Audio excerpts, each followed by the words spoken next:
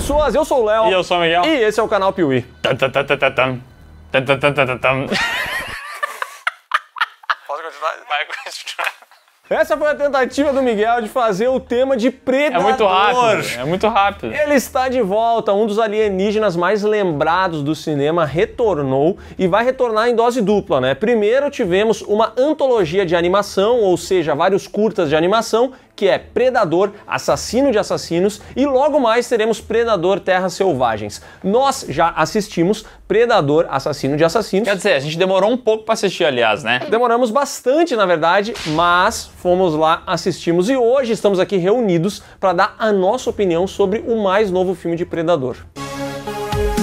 Eu quero reunir todo mundo que deixa o like no vídeo e decidir quem que é o liker dos likers, entendeu? Aquele que dá mais like. E esse cara vai ganhar um prêmio. Eu não vou dizer qual que é, mas vai ganhar um prêmio. E para concorrer a essa grande premiação, você já pode começar agora deixando seu like aqui.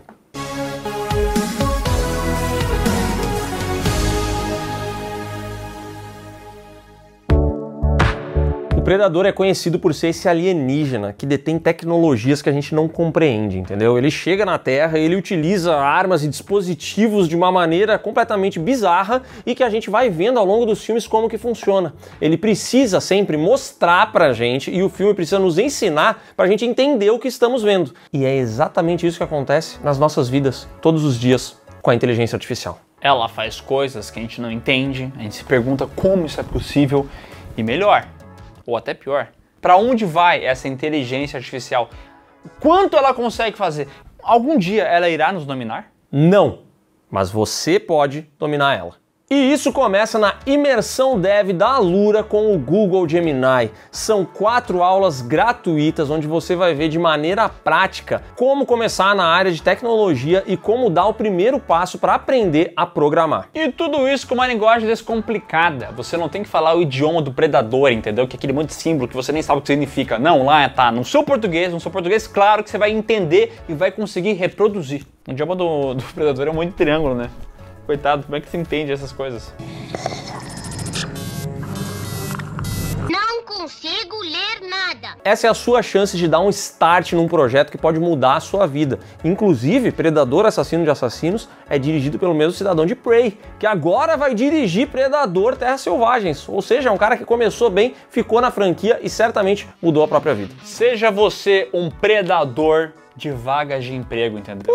Chegue lá, mostre tudo que você aprendeu, tudo que você conhece. O cara vai olhar pra você e falar assim, eu te grudo, tem que contratar esse cara. Aproveite e garanta sua vaga gratuita na imersão dev da Alura. É a última de 2025. Tempo limitado, hein? Tempo limitado, não espere, faça agora mesmo, é de graça e o link está aqui embaixo. Predador é uma saga que eu adoro, mas que foi surrada com o passar dos anos. Isso porque a gente já teve alguns filmes bem marromenos, como é o caso daquele filme de 2010, que até é interessante, mas que tem várias coisas que jogam muito pra baixo. Depois teve aquele filme de 2018, né, que no final depois tem uma super armadura de Predador, uma coisa muito caquética, muito feia.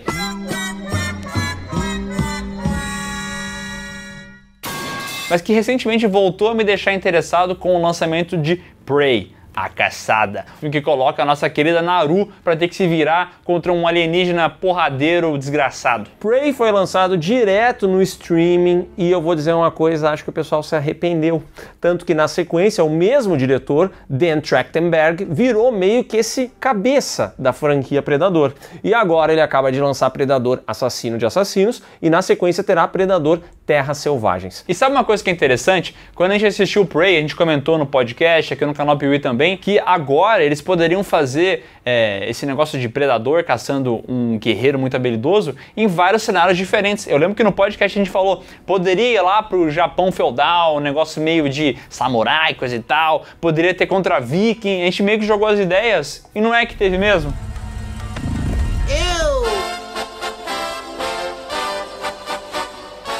Pois bem, Predador, Assassino de Assassinos é uma antologia, contém ali 3 histórias principais, cada uma se passando em um diferente momento da história e no final todas elas são linkadas, né? E, por incrível que pareça, 2 desses momentos são mais ou menos o que a gente comentou que queria ver. Tonight, think of only one thing.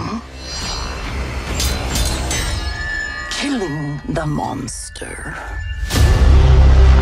A primeira história chamada O Escudo é ambientada ali na mitologia nórdica e vai mostrar pra gente uma mãe e um filho, além, obviamente, de outros guerreiros, tendo que combater um predador que chegou naquele período e que é imenso, um predador gigantesco.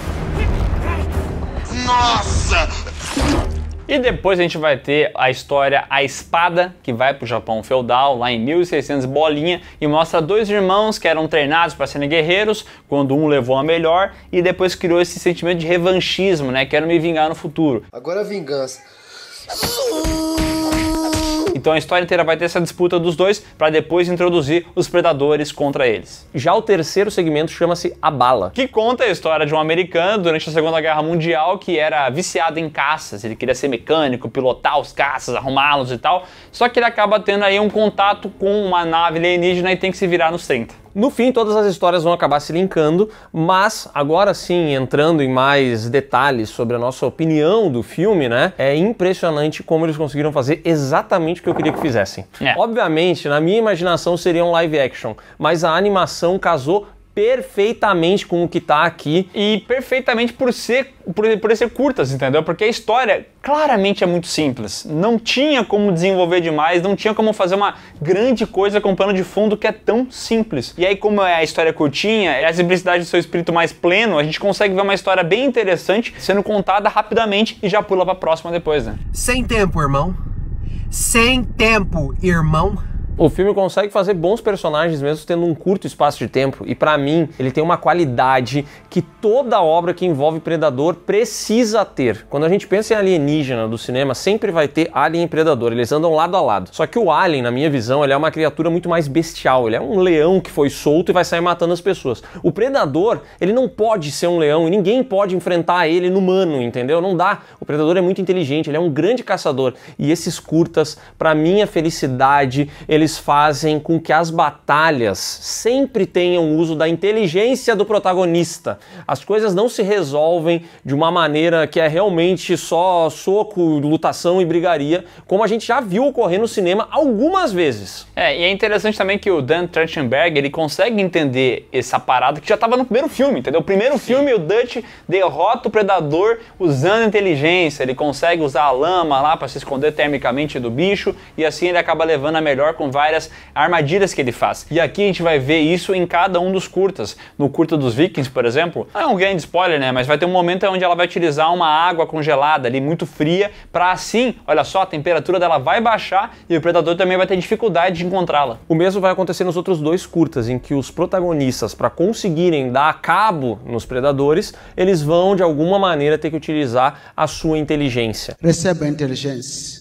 Assim, uma coisa que você pode criticar desse filme é que, como ele é uma antologia, tem vários curtas que depois vão se conectar, é que ele é meio formulaico. Ele começa mostrando a história ali da Viking, daqui a pouco ela vai pra próxima, e você já percebe que depois vai ter mais uma ainda, e aí sim vai conectar no final do filme. Então você meio que entende que os personagens que estão ali, eles sobreviveram às suas histórias, né? Então você acaba perdendo esse fator imprevisibilidade, de pensar assim, ah, será que ele morreu? Será que ele vai conseguir? Será que não vai conseguir? Você meio que sabe que ele vai conseguir, só não sabe como, né? Porém, você também sabe que no final vai acontecer alguma coisa. E ali você não faz ideia do que vai acontecer. Então ele tem essa reta final que pode surpreender e provavelmente vai surpreender, porque ela traz uma ideia bastante diferente do que você está imaginando. Sobre os curtas, eu acho que os dois primeiros são excelentes, para mim não tenho o que tirar nem pôr, é o que eu queria ver e agora que eu vi eu achei muito bom, muito bem dirigido, muito bem animado, o estilo me agrada muito. Eu gosto muito do segundo porque ele quase não tem diálogos. Achei muito interessante isso, que eles falam 3, 4 palavras, tudo que acontece em tela você entende só de olhares, de situação, de poder reparar o que tá rolando.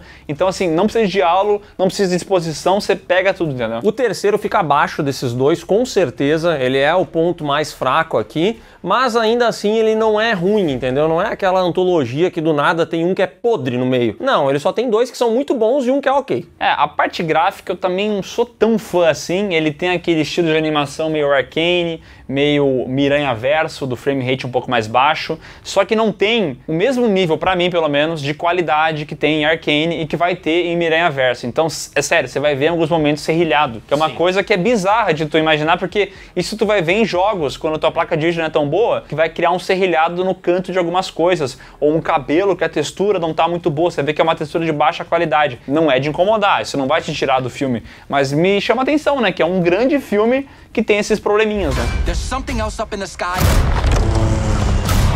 and it's not human. I pray you bloody your spear tonight. De modo geral, para mim, esse filme serve como um aquecimento para o novo filme de Predador que está por vir. Eu digo isso porque eu espero, sim, uma obra em live action que consiga ser muito boa. E esse filme, ele me deixa um pouco confiante com relação a isso. Porque a visão que o Dan Trachtenberg tem de Predador me agrada demais. Eu já gostei muito do Prey, e o Dan Trachtenberg ele também tem um outro filme que particularmente eu adoro, que é Rua Cloverfield 10. Esse eu acho que até hoje é o grande filme da carreira dele, e pra mim agora eu espero muito desse novo Predador dele, porque ao meu ver, esse é o cara certo para expandir a mitologia de Predador e para trazer uma história que acerte no básico também. E eu fico muito feliz, né, porque a gente tem o Dan Trachtenberg entrando na franquia e sendo esse grande líder, né, que vai levar a franquia pro local correto, né. Acontece muitas vezes de eles contratarem um diretor, sei lá, o David Yates, no caso de Harry Potter, que dirigiu todos os filmes e era, sei lá, talvez a mente criativa, talvez, a mente que comandava esse universo, que na minha opinião é um cara bem fraco. Ninguém gosta de mim! Mas o Dan Trachtenberg, ele é um cara bom. Então ainda bem que ele tá por trás disso aqui, né? E tomara que ele realmente consiga expandir a mitologia, porque mais uma vez, trazendo o Alien, trazendo o Predador, o Alien é muito mais bestial. Ele não tem toda a lore que Predador poderia ter nos cinemas, mas que não tem. Porque o grande filme de Predador é o primeiro, depois eles ensaiam e um pouco além disso, e na minha visão, nunca conseguiram. Mas nesse filme aqui, Assassinos, ele consegue já colocar os elementos de lore que com certeza eles vão agora, nesse filme novo que vai lançar, conseguir expandir ainda mais, e aquilo que vinha dos quadrinhos, os Yacht, como é que é a configuração desse povo, que muita gente é fã e tal, mas que nunca teve uma representação digna no cinema, vai poder ver agora, né? Tomara que a gente consiga ver, tomara que seja um acerto. Pra mim, Predador, Assassino de Assassinos é um baita acerto, gostei bastante do filme, acho que ele realmente me deixou mais empolgado para o que está por vir, e eu fiquei muito feliz de saber que ele também é dirigido pelo Dan Trachtenberg, que é o cara que vai assumir a parada toda, entendeu? Pra mim é uma nota 8, gostei bastante. Eu vou dar uma nota 7, que eu acho bom ainda, pero no mucho, não tem tanta coisa incrível assim. Eu acho que é legal, é muito bem feito. Eu acho que o segmento terceiro ele é bem mais fraco do que os dois primeiros, então é até um erro talvez ele terminar, né? É que não termina o filme, tem mais um rabicho depois, né? Mas esse ser o último curta, porque ele é um pouquinho mais abaixo. Mas ainda assim, é um filme que me divertiu demais, tá? Se eu tiver um bom dia, eu posso até levar um 8, tá? Ô, louco! Eu até posso dar um 8. Mas hoje tá no mau dia. Hoje eu tô num dia bom, vou dar 8. Ô, louco! Aí sim!